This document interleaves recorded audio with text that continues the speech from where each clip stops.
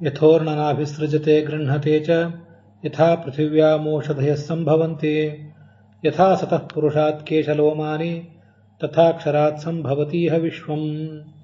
ಶ್ರೀ ಗುರುಭ್ಯೋ ನಮಃ. ಭಾಗವತದ 2ನೇ ಸ್ಕಂದದ 10ನೇ ಅಧ್ಯಾಯದ 47ನೇ ಶ್ಲೋಕದಿಂದ ಆರಂಭಿಸಿ ನಾವಿವತ್ತು ಕಥೆಯನ್ನು ಅವಲೋಕಿಸಬೇಕಾಗಿದೆ.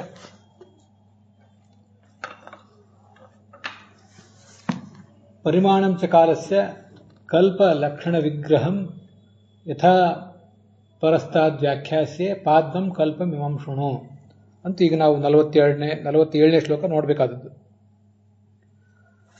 ಕಾಲಗಳ ಪರಿಮಾಣ, ಕಲ್ಪಗಳ ಲಕ್ಷಣ, ಅದರ ಅವಧಿ, ಸ್ವರೂಪ ಇದನ್ನೆಲ್ಲ ನಾನು ಮುಂದೆ ಹೇಳುವನಿದ್ದೇನೆ. ಮೊದಲಿಗೆ ಪಾದ್ಮಕಲ್ಪದ ವಿಷಯವನ್ನು ನಾನು ನಿನಗೆ ಹೇಳುವನಿದ್ದೇನೆ, ಕೇಳುವಂತ ಚತುರ್ಮುಖ ಬ್ರಹ್ಮನಿಗೆ ಸಂಬಂಧಪಟ್ಟ ಈ ಎಲ್ಲ ಕಲ್ಪಗಳ ವಿಷಯವನ್ನು ಹೇಳುವವನಿದ್ದೇನೆ ಅಂತ ಶುಕಾಚಾರ್ಯ ಪರೀಕ್ಷಿತನಿಗೆ ಹೇಳ್ತಾರೆ. ಇಲ್ಲಿಂದ ಮುಂದೆ ಯಾವ ಶ್ಲೋಕಕ್ಕೂ ಕೂಡ ಭಾಗವತ ತಾತ್ಪರ್ಯ ಏನೂ ಇಲ್ಲ ಈ ಸ್ಕಂಧದಲ್ಲಿ. ಶೌನಕರು ಆ ಸೂತರಿಗೆ ಹೇಳಿದರು, ಸೂತರೇ, ನೀವು ಹಿಂದೆ ವಿದುರ ತೀರ್ಥಯಾತ್ರೆ ಮಾಡಿದ ಅಂತ ಹೇಳಿದ್ರಿ, ಬಂಧುಗಳನ್ನು ಬಿಟ್ಟು ತೀರ್ಥಯಾತ್ರೆ ಮಾಡಿದ ಅಂತ ವರ್ಣನೆ ಮಾಡಿದ್ರಿ. ಅವನಿಗೆ ಕೌಶಾರವಿ ಅಂದರೆ ಮೈತ್ರೇಯ, ಇವನ ಸಮಾಗಮ ಎಲ್ಲಿ ಆಯಿತು? ಅವರಿಬ್ಬರ ನಡುವೆ ಈ ಅಧ್ಯಾತ್ಮದ ಕುರಿತಾದ ಒಂದು ಸಂವಾದ ಎಲ್ಲಿ ನಡೀತು? ಮತ್ತೆ ಮೈತ್ರೇಯರು ಅವತನಿಗೇನು ತತ್ವ ಉಪದೇಶ ಮಾಡಿದ್ರು ಅದನ್ನು ವರ್ಣನೆ ಮಾಡಿರಿ. ಮತ್ತೆ ಬಂಧುಗಳನ್ನು ತ್ಯಾಗ ಮಾಡಿ ವಿದುರ ಹೊರಲಿಕ್ಕೆ ಏನು ಕಾರಣ? ಮತ್ತೆ ಸಂಚಾರ ಮುಗಿಸಿ ಬಂಧನೇಕೆ? ಇದೆಲ್ಲವನ್ನೂ ನೀವು ನಮ್ಗೆ ವರ್ಣನೆ ಮಾಡಬೇಕು.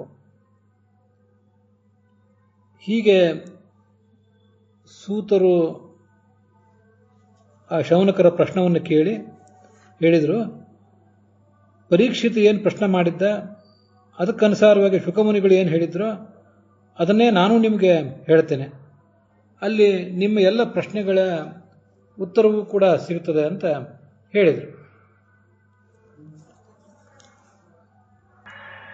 47ನೇ ಶ್ಲೋಕದಲ್ಲಿ ಪರಿಮಾಣ ಅಂದರೆ ಅದರ ಅಳತೆ, ಲಕ್ಷಣ ಅಂದರೆ ಆಯಾ ಕಲ್ಪಗಳ ಡೆಫಿನೇಷನ್, ವಿಗ್ರಹ ಅಂದರೆ ಅದರ ಸ್ವರೂಪ ಅಷ್ಟೆ. ವಿಜಯಧ್ವಜರು ಅದನ್ನೇ ಕಲ್ಪಲಕ್ಷಣ ಸ್ವರೂಪಂ ವಾ ಅಂತ ಬರೆದಿದ್ದಾರೆ. ಯಾದವಾರ್ಯರು ಅದನ್ನು ವಿಭಾಗ ಅಂತ ಅರ್ಥೈಸಿದ್ದಾರೆ. ಈ ಪಾದ್ಮಕಲ್ಪ ಅಂದರೆ ಏನು ಅಂತ ಮುಂದೆನೇ ನಾನು ಹೇಳುವನಿದ್ದೇನೆ. ಅದ್ರ ಬಗ್ಗೆ ನನಗೂ ಕೂಡ ಕೆಲವು ಗೊಂದಲಗಳಿವೆ.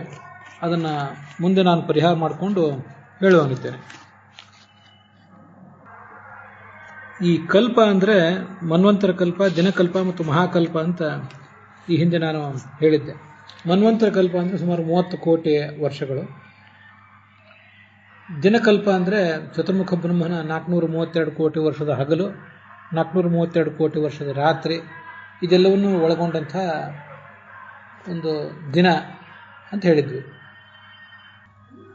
ಚತುರ್ಮುಖ ಬ್ರಹ್ಮನ ಆ ಒಂದು ಹಗಲಿನಲ್ಲಿ 432 ಕೋಟಿ ವರ್ಷದ ಹಗಲೇನಿದೆ ಅದರಲ್ಲಿ 14 ಮನ್ವಂತರಗಳು ಆಗ್ತವೆ. ಈಗ ವೈವಸ್ವತ ಮನ್ವಂತರ ನಡೆದಿದೆ. ಭಾರತ ದರ್ಶನ ಪ್ರಕಾಶನದಲ್ಲಿ ಈ ಕಲ್ಪಗಳ ಸಂಖ್ಯೆ 30 ಅಂತ ಬರೆದಿದ್ದಾರೆ. ಬ್ರಹ್ಮನು ಒಂದು ದಿವಸಕ್ಕೆ ಕಲ್ಪ ಅಂತ ಹೆಸರು, ಅವುಗಳ ಸಂಖ್ಯೆ 30. ಶ್ವೇತ, ನೀಲಲೋಹಿತ, ವಾಸುದೇವ, ರಥಂತರ, ರೌರವ, ಪ್ರಾಣ, ಬೃಹತ್, ಕಂದರ್ಪ, ಸದ್ಯ, ಈಶಾನ, ವ್ಯಾನ, ಸಾರಸ್ವತ, ಉದಾನ, ಗಾರುಡ, ಕೌರ್ಮ, ನಾರಸಿಂಹ, ಸಮಾನ, ಆಗ್ನೇಯ, ಸೋಮ, ಮಾನವ, ತತ್ಪುರುಷ, ವೈಕುಂಠ, ಲಕ್ಷ್ಮೀ, ಸಾವಿತ್ರಿ, ಘೋರ, ವಾರಾಹ ಅಂದರೆ ಈಗಿನ ಶ್ವೇತವರಾಹ ಕಲ್ಪ, ಮತ್ತು ವೈರಾಜ, ಗೌರಿ, ಮಾಹೇಶ್ವರ ಮತ್ತು ಪಿತೃಕಲ್ಪ ಅಂತ ಹೀಗೆ ಬರೆದಿದ್ದಾರೆ. ಈ 30 ಕಲ್ಪಗಳು ಚತುರ್ಮುಖ ಬ್ರಹ್ಮನಿಗೆ 30 ದಿನಗಳು. ಅವುಗಳಲ್ಲಿ ಕೌರ್ಮ ಕಲ್ಪ ಅಂತ ಏನು ಬಂದಿದೆ ಅದು ಚತುರ್ಮುಖ ಬ್ರಹ್ಮನಿಗೆ ಒಂದು ಹುಣ್ಣಿಮೆ. ಪಿತೃಕಲ್ಪ ಅಂದರೆ ಅದು ಅಮಾವಾಸ್ಯೆ. ಈಗೇನು ಶ್ವೇತವರಾಹ ಕಲ್ಪ ನಡೆದಿದೆ ಅದು ಚತುರ್ಮುಖ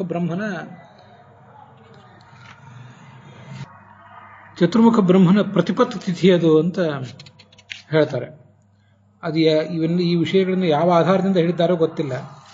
ಮತ್ತೆ ಈ 26ನೇ ವಾರಾಹ ಈಗಿನ ಶ್ವೇತವರಾಹ ಕಲ್ಪ ಅನ್ನೋದು ಆ ಚತುರ್ಮುಖ ಬ್ರಹ್ಮನಿಗೆ ಪ್ರತಿಪತ್ತಿಥಿ ಹೇಗೆ ಇದು ವಿಚಾರ ಮಾಡಬೇಕು ನಾವು.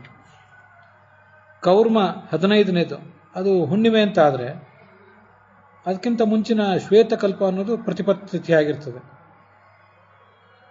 ಅದಾದ ಮೇಲೆ ಅದು ಶುಕ್ಲಪಕ್ಷ, ಶ್ವೇತದಿಂದ ಆರಂಭಿಸಿ ಕೌರ್ಮದವರೆಗೆ ಶುಕ್ಲಪಕ್ಷ. ಮುಂದೆ 16ನೇ ನಾರಸಿಂಹ ಅನ್ನೋದು ಪ್ರತಿಪತ್ತಾಗಬೇಕು. ಅದಾದಮೇಲೆ ಪಿತೃಕಲ್ಪ ಬರ್ತದೆ, ಅದು ಅಮಾವಾಸ್ಯೆ ಕೊನೆಯದ್ದು 30ನೇದ್ದು. ಈ 26ನೇ ಶ್ವೇತ ವರಾಹಕಲ್ಪ ಅಥವಾ ವಾರಾಹಕಲ್ಪ ಅನ್ನೋದು ಚತುರ್ಮುಖ ಬ್ರಹ್ಮನಿಗೆ ಕೃಷ್ಣ ಪಕ್ಷದ ಏಕಾದಶಿ ಆಗಬೇಕು. ಇದು ನಾವು ಹೇಗೆ ಅನುವಾದ ಮಾಡಿದ್ದಾರೋ ನನಗೆ ಗೊತ್ತಿಲ್ಲ, ಮತ್ತು ಈ ಮಾಹಿತಿಯನ್ನು ಕೂಡ ಎಲ್ಲಿಂದ ತಗೊಂಡಿದ್ದಾರೋ ಅಂತ ಗೊತ್ತಿಲ್ಲ. ಅಂತೂ ಈ ಒಂದು ವಿಷಯ ಬಂದದ್ದನ್ನು ತಮ್ಮೆದುರಿಗೆ ಹೇಳಿದ್ದೇನಷ್ಟೆ. ಅದರೊಂದಿಗೆ ಇವತ್ತಿನ ಈ ಭಾಗ ಸಮಾಪ್ತ ಆಗಿದೆ. 2ನೇ ಸ್ಕಂದವೂ ಕೂಡ ಸಮಾಪ್ತ ಆಗಿದೆ. ಹುಸಿಯ ನಾಡಿ ಹೊಟ್ಟೆ ಹೊರವ ವಿಷಯದಲ್ಲಿ ರಸಕನೆಂದು ಹುಸಿಗೆ ಹಾಕಿದರು ಇನ್ನು ಋಷಿಕೇಶನೇ. ಈಶನಿನ್ನ ಚರಣ ಭಜನೆ ಆಸೆಯಿಂದ ಮಾಡುವ ದೋಷ ರಾಶಿ ನಾಶ ಮಾಡು ಶ್ರೀಶಕೇಶವ. ಶ್ರೀಕೃಷ್ಣಾರ್ಪಣ ಮಸ್ತು.